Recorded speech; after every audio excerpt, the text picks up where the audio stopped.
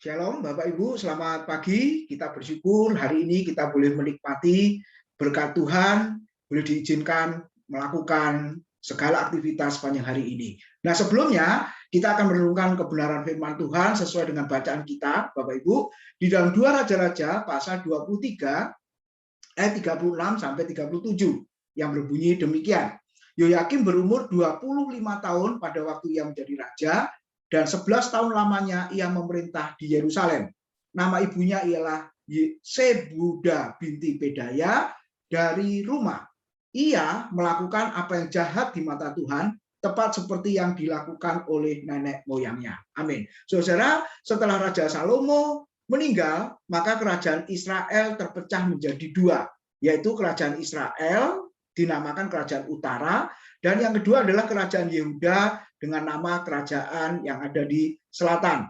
Yang satu ibu kotanya Samaria, yang selatan ibu kotanya Yerusalem. Saudara, umumnya raja-raja kerajaan Israel itu terkenal sangat jahat. Kejahatannya adalah rata-rata mereka melakukan dosa penyembahan berhala.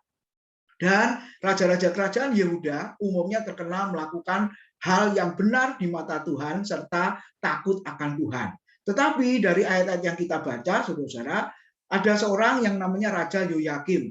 Kemudian di pasal yang ke-24 ayat yang ke-8 ada Raja Yoyakin, saudara-saudara. Dan pasal 24 ayat 18 ada Raja Sedekia. Ketiga raja ini yang dikatakan raja kerajaan selatan itu terkenal jahat juga. Nah, Bapak Ibu, mari kita lihat, saudara, Raja Yoyakim diangkat menjadi raja saat berumur 25 tahun dan 11 tahun lamanya memerintah di Yerusalem. Saudara, apakah kejahatan yang dilakukan oleh Raja Yoyakim itu? Yang pertama, kalau Bapak Ibu baca lihat 2 Raja-Raja 23-34, maka Raja Yoyakim ini diangkat, saudara, oleh Raja Fir'aun atau Raja Mesir. Dengan kata lain, Raja Yoyakim ini menjadi raja boneka dari Raja Fir'aun. Sebab umur masih sangat muda, yaitu 25 tahun. Bapak Ibu, mari kita merenungkan, harusnya Tuhan yang mengangkat seseorang itu menjadi raja dan bukan manusia, saudara. Nah, waktu kita melihat bagian ini, kenapa Raja Fir'aun yang mengangkatnya? Kita bisa melihat kerajaan Mesir saat itu adalah kerajaan yang besar, kerajaan yang kuat, saudara, dan kita boleh melihat seringkali manusia lupa mengandalkan Tuhan dan akhirnya mengandalkan manusia yang dianggap orang yang kuat, orang yang punya kuasa, dan kita lihat kerajaan Mesir, kerajaan yang sangat hebat. Jadi secara manusia, saudara, raja ini berharap kepada Raja Mesir yang kuat. Dan Yeremia 17 ayat 5 dan 6, ayat 7 dan 8 mengatakan, kalau mengandalkan manusia terkutuklah, tetapi diberkatilah orang yang mengandalkan Tuhan. Jadi yang pertama, Raja Yoyakim terkenal jahat karena dia mengandalkan manusia yang hebat, yaitu Raja Mesir. Yang kedua, saudara, kejahatannya apa? 2 Raja-Raja 25 ayat 35 dikatakan, ia menarik pajak dari rakyat untuk membayar upeti kepada Fir'aun. Saudara, pemimpin yang baik adalah pemimpin yang melindungi rakyatnya. Tetapi hari ini kita melihat pemimpin yang namanya Raja Yoyakim, saudara, tidak melindungi rakyatnya, tapi justru memperberat beban rakyatnya. Ini merupakan kejahatan di hadapan Tuhan. Dan yang ketiga, saudara, apa kejahatan dari Raja Yoyakim?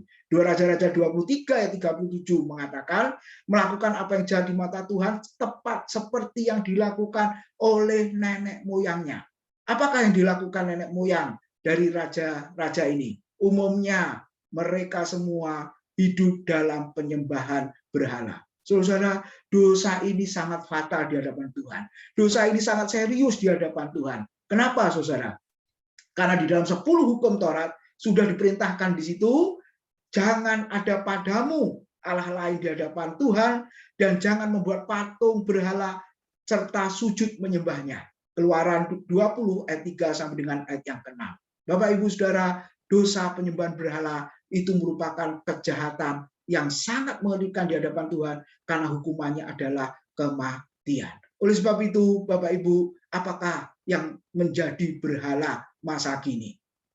kita boleh merenungkan untuk kehidupan kita sepanjang hari ini. Kalau kita melupakan Tuhan, kalau kita mengandalkan yang lain selain Tuhan, semuanya itu sudah menjadi penyembahan berhala di hadapan Tuhan. Oleh sebab itu waspadalah, oleh sebab itu koreksilah hidup kita, supaya hati kita, pikiran kita, saudara, semuanya tertuju kepada Tuhan.